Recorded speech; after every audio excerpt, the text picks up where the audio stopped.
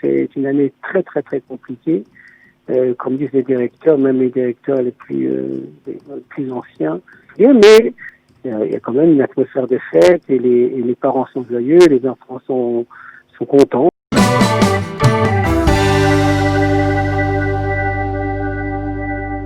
Yitzhak Greenwald, bonjour Boker Tov. Boker Tov. Merci d'être avec nous ce matin en cette grande journée, on va dire grande journée de fête dans l'éducation nationale, même s'il faut bien avouer que cette année est une année de rentrée particulière, une rentrée particulière à cause du Covid-19. Alors, je voudrais que tout d'abord vous nous expliquiez comment vous êtes préparé, vous en tant qu'inspecteur de l'éducation nationale, comment les enseignants, les responsables de l'éducation nationale se sont préparés à cette rentrée tout à fait particulière.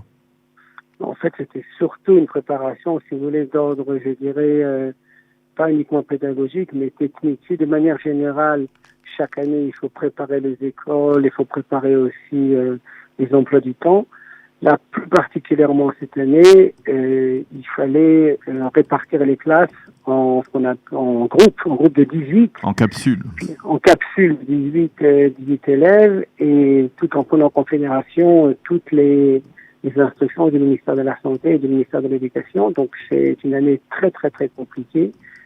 Comme disent les directeurs, même les directeurs les plus anciens, ne se souviennent pas d'une année aussi compliquée. C'est vraiment très particulier, mais là, je suis dans une école ici à Be'er-Sheva, il y a quand même une atmosphère de fête et les parents sont joyeux, les enfants sont contents, je crois, après 2 mois de vacances, de revenir à l'école.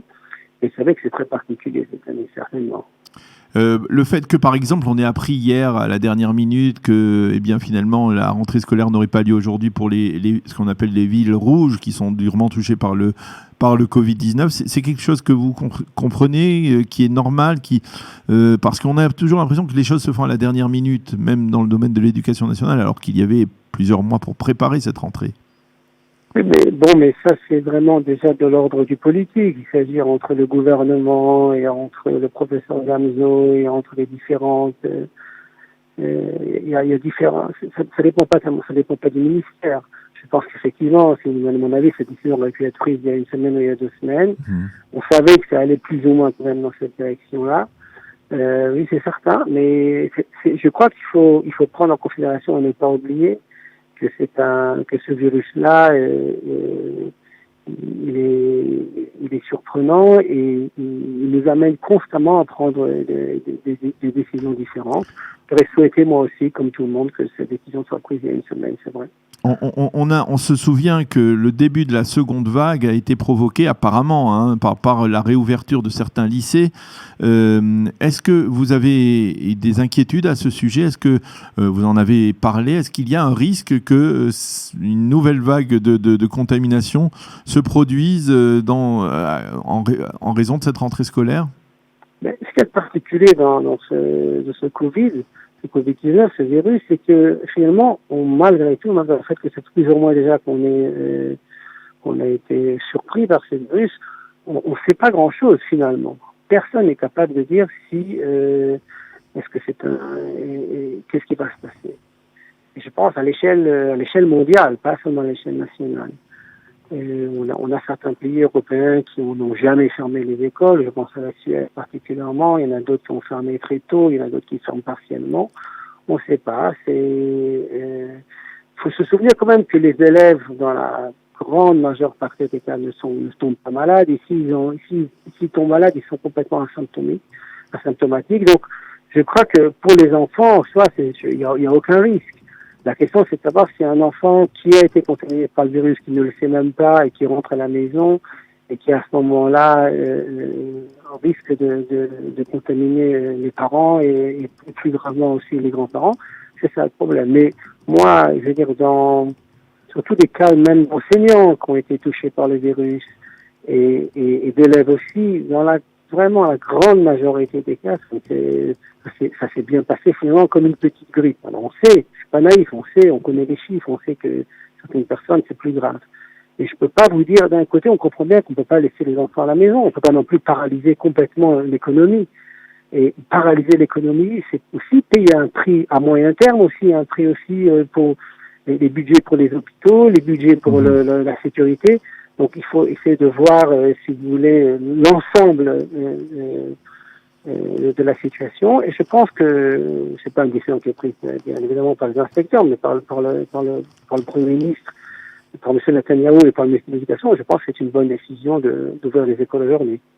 Alors, en tant qu'enseignant, on a beaucoup parlé ces derniers mois, bien entendu, dans le cadre de l'épidémie, de cette nouvelle forme d'enseignement qui est presque contrainte, obligée pour certains enseignants, c'est-à-dire d'enseigner non pas de manière frontale dans les classes, mais alors à travers les technologies, le Zoom, le Skype. Est-ce que vous pensez que il faut profiter peut-être, entre guillemets, de cette épidémie pour modifier certaines habitudes, on va dire presque éternelles de l'éducation nationale ou des établissements scolaires et modifier, on va dire, certaines manières d'enseigner qui étaient jusqu'à présent traditionnelles? Oui, c'est certain que, si vous voulez, tout le corps enseignant a fait de grands progrès dans tout ce qui est, si vous voulez, l'enseignement à distance. C'est certain qu'aujourd'hui, enseigner par Zoom ou bien simplement prendre contact avec des élèves par Zoom, prendre contact même entre nous, je veux dire, pas seulement au ministère, dans tous les domaines du travail, aujourd'hui, il y a des très grands progrès qui ont été faits. Je pense qu'il faut, comme dans chaque crise, il faut aussi en prendre le meilleur et pour être capable de s'adapter. Mais d'un autre côté, il ne faut pas oublier que l'enseignement, que la transmission se fait par la voie orale, par la rencontre, c'est très important, je pense, le face-à-face. Si vous voulez, du rapport de l'enseignant avec les élèves, avec sa classe. Je ne sais pas dire qu'un enseignant doit pas être un enseignant, il est aussi capable, il doit être capable aussi, même dans sa classe, de montrer un film, de faire écouter quelque chose, de dire aux enfants, maintenant prenez votre ordinateur et regardez ce que je vous ai demandé. Je pense que rien ne vaut ou n'est équivalent sur le contact direct du rapport relationnel entre un enseignant et les élèves. Je veux dire, il y a jamais on pourrait imaginer autre chose. Je veux dire, c'est vraiment, moi, pour vous dire, j'ai un fils qui reste 4 jours à la maison et qui sera uniquement 2 jours à l'école. C'est très regrettable. Il n'y a pas le choix. C'est très regrettable. Il ne faut pas se leurrer de croire que on est capable de transmettre tout ce que l'école veut transmettre, pas seulement d'ailleurs au niveau des connaissances, même au niveau aussi social, au niveau aussi des valeurs, des choses qui peuvent se faire uniquement par le contact direct de l'enseignant et des élèves. Vous craignez que cette épidémie ne modifie, on va dire, le statut de l'enseignant? Est-ce que ça peut le modifier en bien, peut-être lui donner un peu plus d'importance, ou alors au contraire vous craignez que ça n'affecte, on va dire, le prestige, si on veut dire entre guillemets, parce que le prestige, il n'y en a pas énormément dans l'éducation nationale, de l'enseignant? D'abord, je pense qu'il y a de plus en plus de prestige. Je veux dire, moi, je peux dire le nombre d'enseignants qui cherchaient, de personnes qui ont cherché, qui ont pris contact avec moi pour essayer de trouver une place dans les écoles, pour rentrer dans le système éducatif. Vu aussi, le taux de chômage est important, mais bon, je pense que les salaires aujourd'hui sont bien plus raisonnables qu'ils n'étaient il y a quelques années, et ça joue aussi sur le statut de l'enseignant. Mais non, je pense que ça ne peut faire que du bien. Je pense pas que ça puisse faire du mal. Personne ne va imaginer maintenant les élèves rester à la maison et étudier tout seul à la maison. Ça ne se fera pas et c'est pas possible. Je pense qu'il faut, encore une fois, il faut être capable d'utiliser à bon escient tout ce que ce Covid nous a finalement forcé quelque part à intégrer. Ça c'est vrai, ça c'est certain. Mais même le prendre dans la classe. C'est-à-dire l'amener dans la classe, être capable de se servir d'une vidéo, de se servir d'un film de YouTube, de podcast, de tout ce que le digital et la modernité nous amènent, c'est certain. Mais encore une fois, il y a le rapport maître à élève, c'est ce qui est le plus important. De la même manière qu'un enfant, il ne veut pas jouer avec un autre enfant par ordinateur interposé, il veut le contact, il veut jouer au foot, c'est comme ça, c'est comme une famille. Imaginez qu'il y a une famille dans la on dit maintenant les parents, les enfants se rencontrent que par Zoom. Non, il y a rien qui ne peut égaler le contact humain, et dans la transmission et des connaissances et des valeurs, il faut ce rapport direct.